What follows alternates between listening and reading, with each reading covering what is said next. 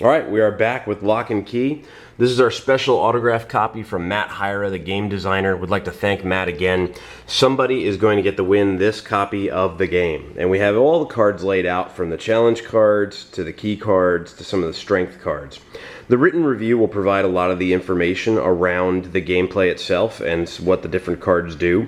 But I was really hoping with this video to be able to provide you some good visuals of the information that we had written up. So the first thing I want to point out is the box is very sturdy and very straightforward. It is just a well where you have two piles of cards, two stacks of cards. The nice thing about it is that it is big enough that you can sleeve the cards and be able to store them in there. We did sleeve this when we played. Have no worries. The copy you will get is not beat up and destroyed. But we did take the sleeves off so you could take a look and see the artwork a little bit better. Now, the backs of the cards, when we're talking about the sleeving, for instance, the key cards have this type of back. They have the black back with the keys on them and the different pictures of them. The strength cards have the red and the house from the comic books and from the story, the key house. Now, I highly suggest using clear sleeves because at times in the game you will need to steal keys from players or take keys from players or have them discard keys. So it's good to know which ones are the keys and not have to fumble around between, yeah, I think I only have one key in that hand. The strength cards are really nice.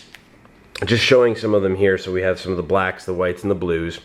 You'll notice again, as mentioned in the review, there is no title for the cards. So for instance, this one, this black 1, it simply says 1 strength. If you win this black challenge, draw a key. There is no title to them, and there are similar cards in different colors depending on the color of the challenge. One of the nice things is there are some cards like this one, this white 4, has no text on it whatsoever other than saying that it's a white 4 strength. So it gives you a lot of room for interpretation, or if you're familiar with the comic books, a lot of familiarity with some of the things that happen in the series. The artwork really does pop right off of these things and makes you feel like you're reliving part of the comic book, which is really nice. Now the keys. The keys are absolutely beautiful. They are all foil. There's 15 of them. You can see some of the shine on them here. They're highly impactful to the game, very important. So either obtaining keys through winning challenges like the black card we showed you before, or by discarding cards from your hand to go search for a key, there's really good reasons to get keys to help you out later in the game. And then you have the challenges laid out here. These are all the challenges that come with the game in the white, black, and blue. And then the game over card, which is shuffled into the bottom. The bottom 6 cards are taken, shuffled together with that, and then put on the bottom of the deck, so the end of the game will come randomly. But again, really good artwork. It just kind of pops out and comes from the comic book straight. So it's Gabriel Rodriguez has a very good style. And those of you who are fans of the book will enjoy it. Those of you who aren't will still enjoy it because it is good looking artwork. So as you can see, there's really not that many challenges. There's enough, obviously, for the game, whether you're playing 3 players or all the way up to 6 players.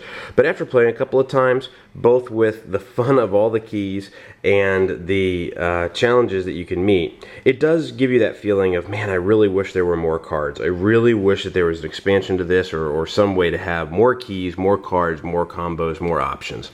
That said, there are a ton of gameplay options in this game. As you can see, you have quite a bit of strength cards in the main stack, and there's a lot of different elements to the game, including what we talked about in our review from the bluffing side of things, where you can really have a lot of fun. This game by itself will provide you many hours of fun. It will provide you many nights of enjoyment, and will leave you wanting more because it is that good of a game. It will really make you feel like, wow, I really want to keep playing this and I really want more. Now that said, over the several games that we've played, whether it was 3 players or 4, 5, or 6 players, the games never felt the same, which is really kind of interesting. That while the mechanics are very straightforward and very simple to pick up, one would think that maybe it would get kind of old and repetitive. It doesn't. Because of the capability to bluff in this game and because of the fun factor of not knowing what your opponent really has planned or what they're doing, it leaves open a lot of room for differences in the games, even if you play them back to back to back to back. So overall, in our new system, we're giving things either a crit, a hit, or a miss. A crit is a must-have game, definitely go get it. A hit is a good game, highly suggested, but may not appeal to all. And a miss is obviously a miss. We're giving Locke and Key a crit, both for pure design functionality in terms of gameplay. It's very well put together, but also from a thematic standpoint and from an artistic standpoint. It is just a beautiful game to look at, a lot of fun to play, at a good time all around. Now, in terms of how you can win this game and get this copy autographed by Matt Hyra, you'll see a video here in a moment after the credits. Stay tuned with all the information on how you can win your copy. And again, thank you to Cryptozoic, thank you to Matt Hyra, and we hope you enjoy your nights with the Locke family. So thanks so much for watching the critical review of Locke and Key. And I'm sure right now you're just saying, Tox, shut up and tell us how to win the game. So we're going to have a random drawing, and it's going to be held in a week, and we're going to have 3 different ways that you can enter. The first way is to leave a comment on this blog post. So go to the bottom, leave a comment, positive, negative, whatever you'd like to say. Just say hi and enter me in the drawing. The other way is you can go to our Facebook page, which is facebook.com/critshappen, and like the post about the critical review. We're going to put a critical review post up there, pin it to the top of the page, and if you like that, you'll be entered as well.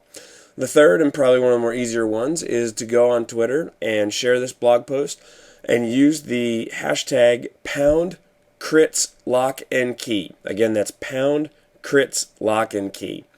We'll put that there at the bottom so you can see that, but go ahead, enter in. You can enter in multiple ways. You can enter in multiple times. Hope you enjoy the critical review. Definitely enjoy the game, and I know one lucky fan will definitely enjoy this autographed copy. So thanks so much to Matt Hyra and Cryptozoic for providing it to us, and best of luck to everybody. Take care.